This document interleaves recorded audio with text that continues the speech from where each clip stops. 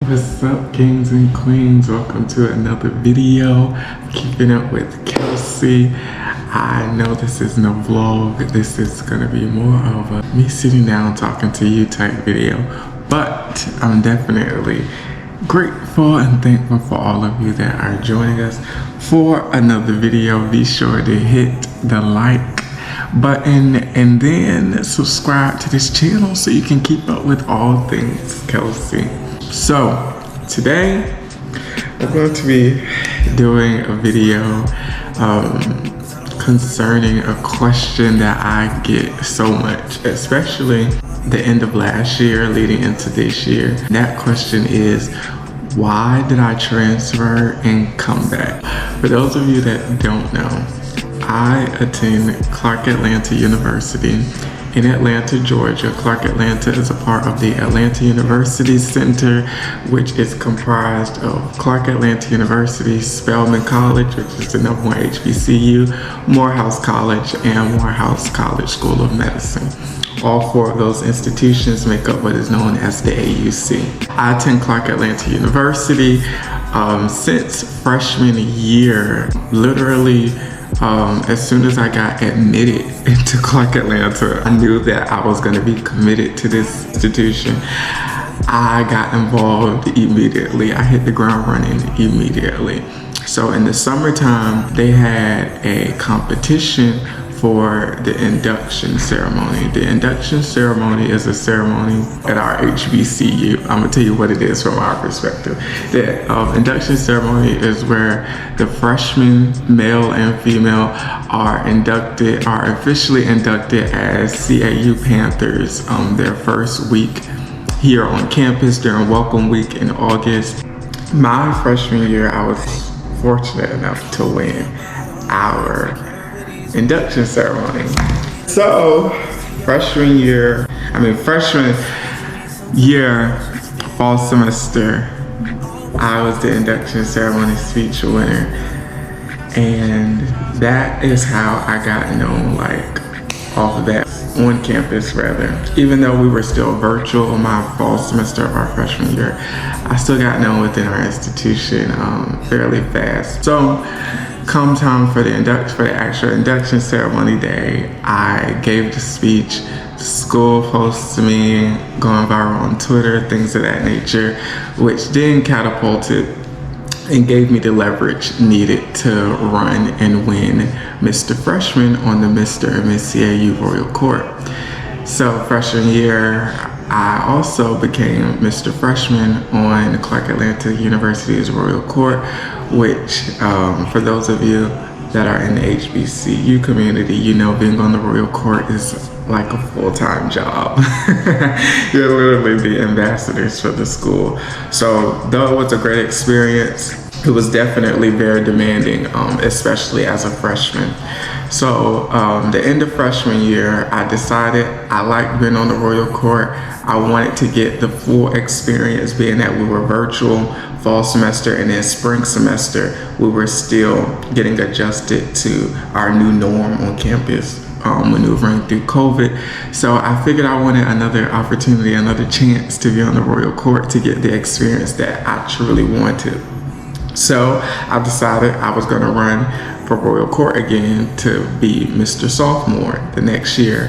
However, during the time that I was committing to running for re-election, I also had a nonprofit and a conference as well that we did annually.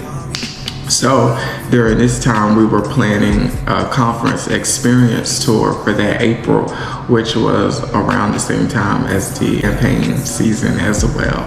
So I was definitely very overwhelmed and stressed with the planning process of the conference, trying to make sure the operations of our nonprofit was intact and still legitimately operating, as well as trying to pursue not only a degree in education, but trying to pursue student leadership as well.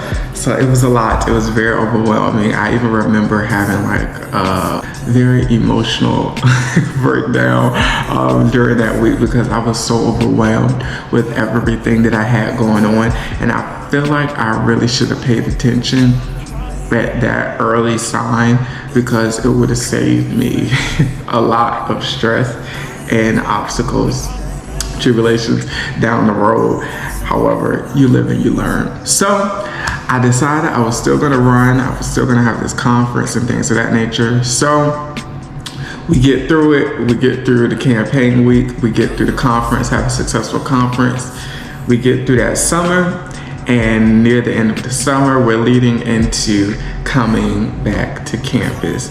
Now, as I stated previously, I was a student leader. I was fortunate enough to win my election for Mr. Sophomore, so I was in the royal court again.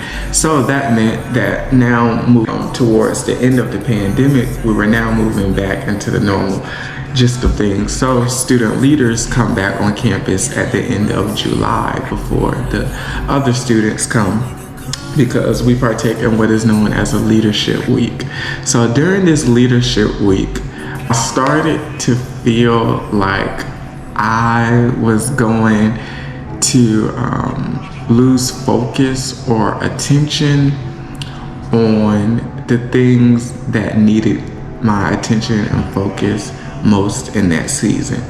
And that was my nonprofit and my academics, because I was too busy trying to juggle running a nonprofit while also being a full-time student as well, in a whole different state than where my nonprofit was operated and registered, which was in the state of Virginia, which is where I'm from.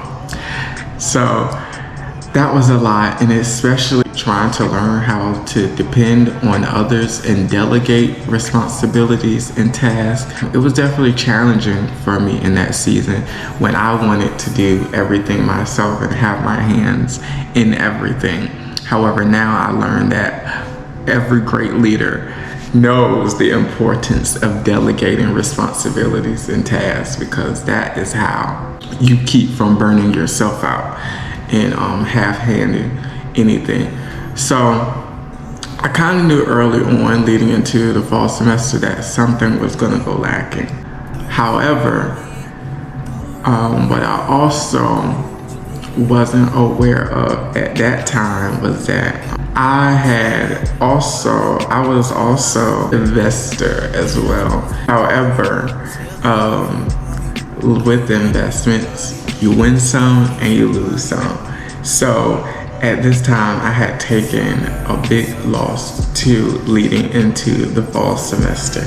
So that also led to a major depression for me, because that was the first loss or major loss I had when it came to stocks and investments.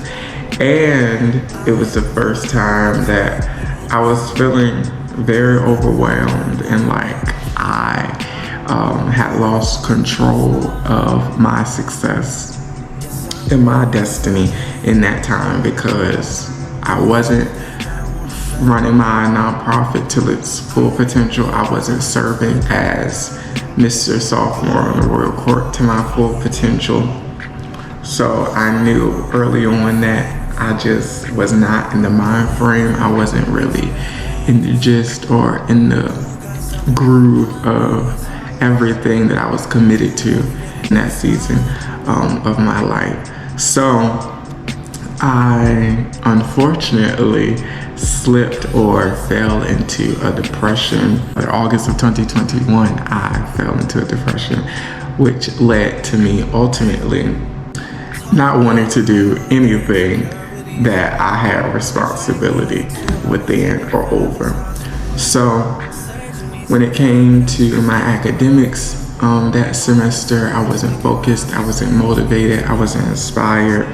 So my academics went lacking. My service as Mr. Sophomore went lacking, which I still regret to this day, because I understand what being elected to that position. There were people that trusted me, there were people that depended on me, there were people who literally believed in me to serve to the best of my ability to produce beneficial results for the people that I was elected to serve. And I just always feel like I let them down, because I let my personal situations in life obstacles get in the way of what my main focus should have been in that time. And I definitely do apologize to all of the students of Clark Atlanta University, but especially the class of 2024, because you all are my people. And I definitely should not have let you all down like that. But trust me, it won't happen again. If afforded the opportunity to serve you all again. However, during that season though, the headspace that I was in, the way I was even feeling within my body internally, like I just felt so weighted down and just so out of it that I just wasn't even inspired or motivated to do anything. So like I said, academics, my position that I was elected to serve in, all just fell short because I was not in the right space, which also led to me making the decision to temporarily close down my nonprofit because once again, I wasn't inspired, I wasn't motivated, I didn't feel fulfilled, I didn't feel like I had purpose anymore to reach a destiny. So I just decided that it was time for me to just shut down everything and go back home. And when I made the decision to go back home, at that time, it was an easy decision. It was a no-brainer. It was no questions about it. It was no ifs and buts about it. I knew for sure that I wanted to go back home. I didn't want to be anywhere else but home. But then later on, I decided that if I was going to go back home, I didn't want to put a detour within my academics or my academic matriculation.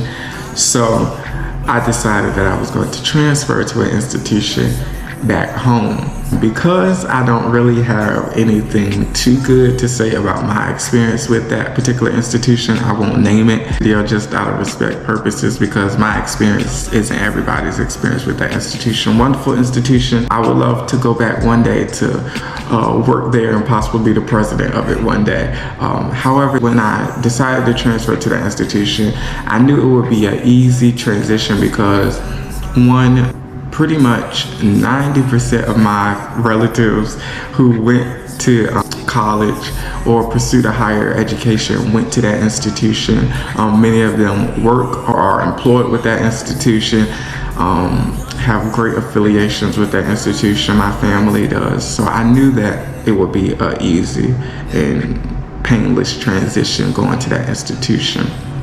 However, beforehand, y'all, all throughout high school, I vowed that I would never attend that institution. So that lets you know what mind frame I was in that season when I decided to go there. I decided to transfer to that institution. Really didn't have too much of high hopes of what I would accomplish there in that time because remember in this season I was depressed, not really seeing what more I had to do within life. So I was just moving with the emotions or going with the emotions at that time. So I decided to transfer to this institution. Y'all, literally the first day of the spring semester, I knew that this institution wasn't for me and that I wouldn't be staying there. And when I say that, at that time, I didn't know that I was transferring back to Clark, but I did know that I wouldn't be graduating from that institution that I had transferred to. So I stick it out through that semester, but I just wasn't feeling it. So fast forward to April of 2022, I traveled to Atlanta to help one of my close friends and court brothers who was running for Mr. CAU at that time. And I came back here that week to help him with his campaign and election. And y'all, literally the first day that I came back and I touched down on campus, I just literally felt the love and the sense of belonging. Literally from the time I stepped out of the car to the time I got back in the car to leave campus, people just kept on coming up to me, showing me love, telling me how much they miss me, how I needed to come back, how is things going, I should have never left, I should have never transferred, and how much they miss me. And y'all, in that season, I just really felt it, and it was genuine, and I needed it, because I had felt out of touch with my institution. I had felt out of love with my institution. I felt like the people didn't really care anymore concerning me and the things that I wanted to do or accomplish at that institution. So coming back that week and literally knowing that those people still loved me and supported me despite me leaving and going through this transitional phase of my life, it meant so much to me in that season, and it showed me that that was where I belong and that those were my people. So that was the first trigger. So after I got that first sign or trigger, it was meant for me to be back at Clark. The week went on, and then administrators and faculty started showing me or making their pitches to me about how much they truly missed me and truly believed that it was meant for me to be at CAU, to the point that, y'all, they even started offering to assist me and help me in the process of me coming back, to the point that if I had made the decision right then and there to come back to Clark Atlanta University, I would not have had to worry about anything with coming back, because those people were so supportive and eager with trying to, in a way, I say, win me back, because it was purposed for me to be here. I had just fell into a rocky season, a rough season that I didn't really know how to maneuver through. And during that time, I felt like going back home to my comfortable surrounding, going back to my family who I knew would undergird me and support me no matter what season I was going through in my life.